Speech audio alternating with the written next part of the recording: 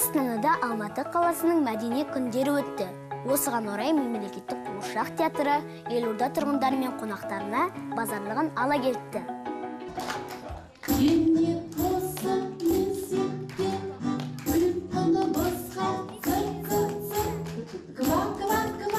Мемлекеттік қуыршақ театры елорда төрінде көптеген республикалық, халықаралық фестивальдерді бағындырып жүрген өнер ұжымы Астана жұртшылығын мерейтоймен құттықтай келіпті.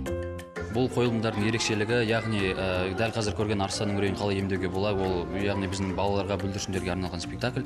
Ал ертең көретін ана жүрегі ол жасөспірімдерге, яғни балалық переходной возраст дейді орысша айтқанда, сол қатардағы балаларға тәлім тәрбие беріп, ары қарай ата-анамен қалай сыйлап, құрметтеу керек екенін білдіреді. Және де ана жер ана Шыңғыс Айтматовтың Құс жолы повесіне қойылған ол спектакліміз үлкен қатардағы көрермендерге арналған соғыс жайында. Елордалық көрермендер назарына әсем саз бен әуезді әнге құралған «Мен деп ойла», «Ана жер ана», «Ана жүрегі» сынды ең үздік қойылымдар ұсынылды. Ал Арыстанның үрейін қалай емдейміз қойылымы кішкентай бүлдіршіндерге ерекше әсер қалдырып, көңілінен шықты.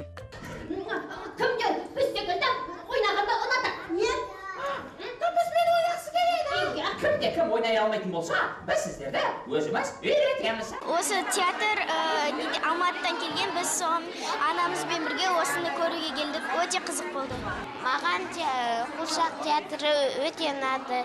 Онда барлық балалар күледі және ойнайды. Маған қуыршақ театры ұнады, себебі көңілді өтті.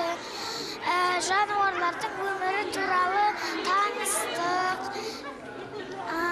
Арыстан аңқашасы екенін білдік.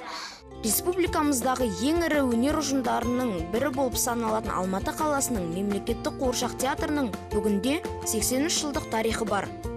Өнер ошағы әлемдік шығармаларды ана тілімізде сахналаумен қатар, талантты артистер мен қуыршақ шеберлерінің, режиссерлардың, суретшілердің бірнеше толқын тәрбиелеп шығарды.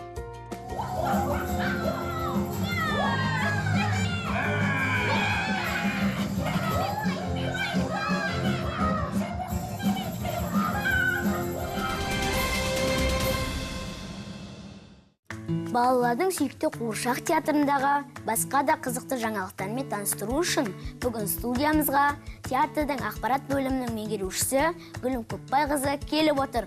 Қош келдіңіз. Сәлем, Альдамир. Сәлеметсіз бе, балалар? Мемлекеттік қуыршақ театры 83 жыл бойы кішкентай бүлдіршіндерімізді қуантып келеді. Құрылу тарихын айтып бересіз бе? Әрине, мемлекеттік қуыршақ театры біздің республикамызда 1935 жылы өзінің негізін қалаған республикамыздағы ең көне қуыршақ театр болып табылады. Бүгінде 83 маусымымызда жұмыс жасап жатырмыз. Жалпы алатын болсақ, біздің республика көлеміндегі 9 театрдың қара шаңырағы деп айтамыз. Себебі дәл осы театрдан шыққан суретшілеріміз, актерлеріміз, режиссерларымыз бүгінде республиканың түкпір-түкпірінде жұмыс жасап, қызмет атқарып жатыр. Астананың 20 жылдық мерейтойына орай арнайы қойылымдар дайындап келіпсіздер. Сол жөнінде не айтасыз? Аруғалы Астанамызды біріншіден мемлекеттік қуыршақ театрының ұжымы 20 жылдық мерейтоймен құттықтайды. Осыған орай елордалықтарға және қала қонақтарының назарына үлкен базарлыға келдік. Ол кішкентай бүлдіршіндерімізге арналған Арыстанның үрейін қалай емдейміз және Мұқағали Мақатаевтың өлеңдерінің негізінде сахналанған «Мен деп ойла» қойылымы. Сондай-ақ жаңа форматтағы сахналанған үлкендерге, яғни ересектерге арналған «Ана жер ана» және «Ана жүрегі» қойылымдарын елордалықтар назарына ұсынамыз. Жаңа форматтағы қойылымның ерекшелігі неде? Басты ерекшелігі сол, бүгінгі күнге дейінгі қалыптасқан түсінік, яғни қуыршақ театры тек балаларға, кішкентай көрермендерге арналған деген түсініктен ада қылып, театр ұжымы ересектерге арналған, үлкендерге арналған қойылымдарды сахналауды биылғы маусымнан бастап жүзеге асыруда. Яғни ол Шыңғыс Айтматовтың 90 жылдық мерейтойына орай классик шығармасы Құс жолы повесінің желісінде сахналанған «Ана жер ананың» кейіпкерлері биыл алғаш рет қуыршақтар бейнесінде көрерменге жол тартты. Және «Ана жүрегі» қойылымының кейіпкерлері елордалықтарды қуантуға келіп қалды.